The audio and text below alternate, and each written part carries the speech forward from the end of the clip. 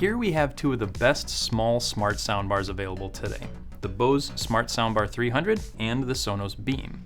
In this video, I'll go over a couple key features they have in common, but also what's different between the two to give you a better idea of which one might work best in your home. And if you want to check out our latest prices on app.com after the video, I'll have a link to both down in the description. So to start, each has 4 full range drivers and a single tweeter that produce decent bass and easy to understand dialogue. Each works with Google Assistant, Amazon Alexa, Apple AirPlay 2, and Spotify Connect, so they hit all the major smart assistants and music sources as well. Now, as far as inputs go, each has an HDMI with an audio return channel, and while the Bose has a dedicated optical input, the Sonos optical input requires the use of an adapter with an HDMI cable, both of which they provide in the box. Another great option for each is the ability to add up to 2 subwoofers and 2 surround speakers to create a 5.1 channel system with a ton of bass. And finally, they both have easy to use apps. Now, as far as which app is better, that's really up to the user. Bose has taken some big strides in making theirs more user friendly, while Sonos has kind of always been the gold standard in the app department. So based on that and the fact that they're the same price, you could honestly flip a coin to make your choice. But there are some differences that may help you choose. To start, Bose not only has those optical and HDMI connections, but it also has Bluetooth, which the Sonos does not. That can be helpful for any guests who might want to play music through the speaker without having to download an app. And it also gives you access to their Simple Sync technology to pair compatible Bose Bluetooth headphones or a compatible Bose Bluetooth speaker to it. On the other hand, Sonos has a wired Ethernet connection, so you have the ability to get a more stable connection to your network.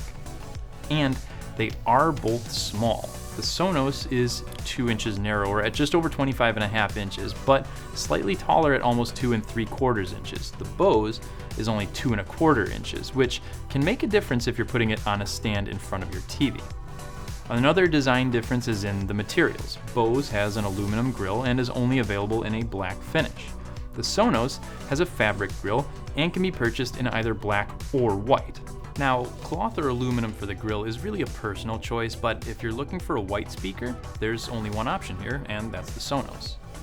Then you have your onboard controls. Sonos gives you touch controls on the top for volume, as well as play and pause, and microphone mute, which can also be used as an action button for a smart assistant. Bose has just 2 touch buttons on the top, one for muting the mic, and an action button for the smart assistants.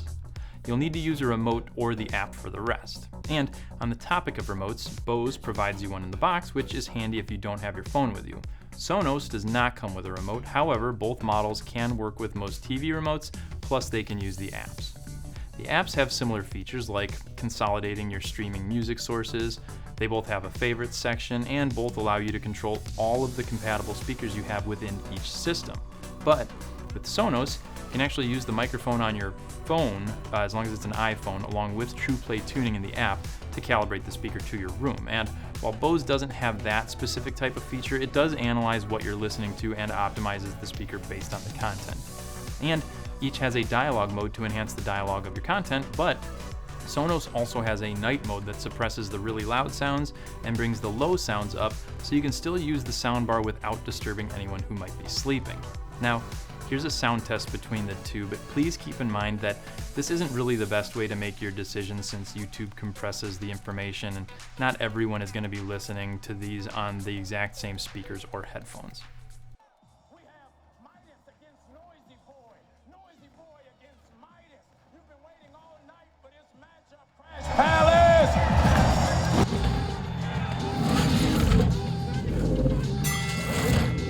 Scimitar right! Hopefully you can at least hear that they both sound really good. The last thing to consider is the fact that they're designed to be integrated into full home audio systems. So if you have compatible Sonos or Bose speakers in your home already, you'll really want to just go with whichever soundbar matches what you already have. Thankfully, you can't really go wrong with either one. If you still have questions on either of these soundbars, make sure you check out our full overview videos or chat with one of our experts here at Apt. You can reach us by phone, email, or chat with us online. We're always happy to help. Thanks for watching, and we'll see you in the next one.